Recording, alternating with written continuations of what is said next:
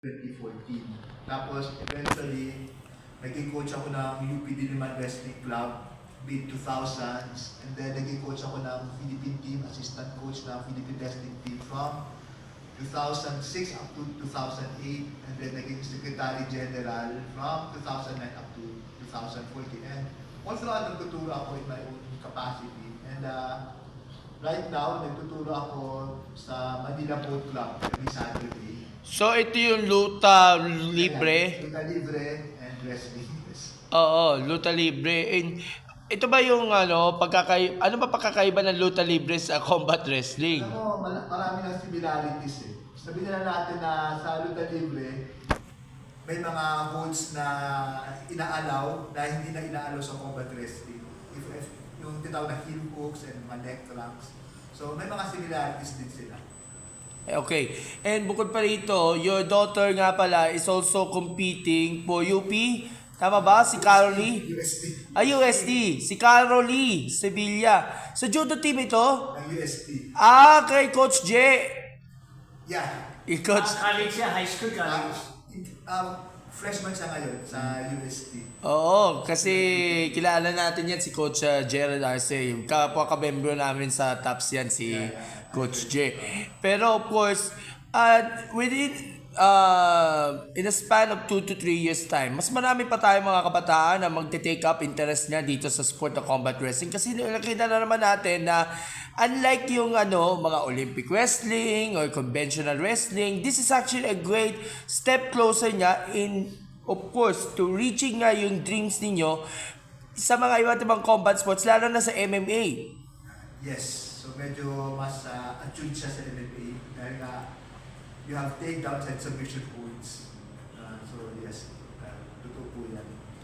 O nakikinig din daw si Christian Bertodaso. Tinatag niya si Mayor Aguilar ng Las Piñas. Baka naman. Coach Christian. Si Coach Christian talaga yung sabi natin nag-promote ng event namin sa Bulusan. It was very aggressive, it was very effective. Okay, kay John Andre, ano ba yung nakikita yung goals ninyo sa inyong buhay na pagiging combat wrestler? Kasi ang inaangad ninyo is of course to reach yung world's podium, at ano pa iba pa mga nais mong makamtan sa buhay mo? Marami po, syempre kailangan gusto ko rin po maging successful. No? So, hindi lang po yun. Gusto ko rin pong makatulungan yung mga bata na makapaglaro din po ng combat wrestling, matuto ng combat wrestling, nang wala po silang ibang iniisip. How do you see yourself nga pala to be in the prime condition pa to compete pa and to showcase kung ano ang ibubuga ng mga Pinoy sa worlds katapat yung mga iba't ibang mga world foreign counterparts natin? Kaya naman po natin yung mga foreign athletes since iba-iba naman po yung diskarte natin sa training, iba-iba po yung knowledge natin sa techniques, iba-iba rin po yung kung paano po tayo magpakondisyon. So, alam ko po na kaya po natin mag-excel, hindi lang po dito sa Pilipinas, maging sa buong mundo. Uli na lang, nakikita mo ba sa sarili mo na yung mga bata na rin ay sabihin natin may future sila sa Philippine wrestling, kung either papasok sila sa wrestling team o di kaya sa combat wrestling team?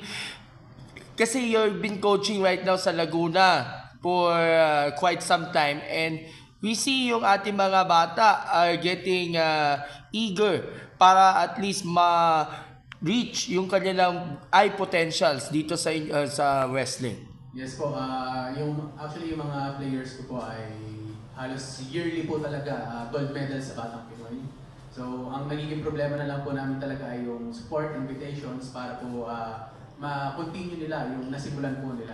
So pagdating po kasi ng college, wala na po silang mapuntahan, wala na silang malapitan. So ganoon din po kahirap para sa akin kahit po lagi kaming courtesy call sa mga politicians, yung support po hanggang pangako po. So hindi po natin na bibigyan ng iba pang pagkakataon yung mga players ko sa Laguna na makapag-aral sa ibang university o makapagtapos ng college since yung support po ay kulang pa.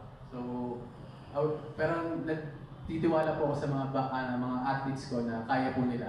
since yearly ay nag-gold medal po sila sa mga nationals. Pabol lang, Coach Carlo. May nakikipag-ugnayan din ba kayo sa mga iba't ibang mga clubs, martial arts clubs, para ma-introduce pa lalo, magkaroon ng mga seminars when it comes na doon sa combat wrestling, technical-wise, and of course, yung mga clinics?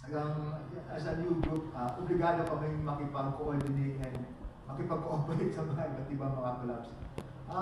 Last year, nagkaroon kami ng seminar sa combat wrestling at si Sir Masastan din ang nag-handle. And so we've been very much, we are very much supported by Sir Masastan, the President of the Asian Combat Wrestling. Itong ano nga lang, last time, siguro medyo nagawin ng konti, but yes, we prioritize holding seminars as a new sport para mas ma-familiarize sila. Ang hirap kasi lumalapit tapos ba't yung score? Punta ko na. So yes. Alright. Nakikinig din pala si Ayel, yung tatay ninyo. Ano mensahe mo sa kanya? Lalaban natin to. Nood ka lang dyan, relax ka lang dyan. Ay, thank you. Coach, Bawal mo sa Korea. Coach,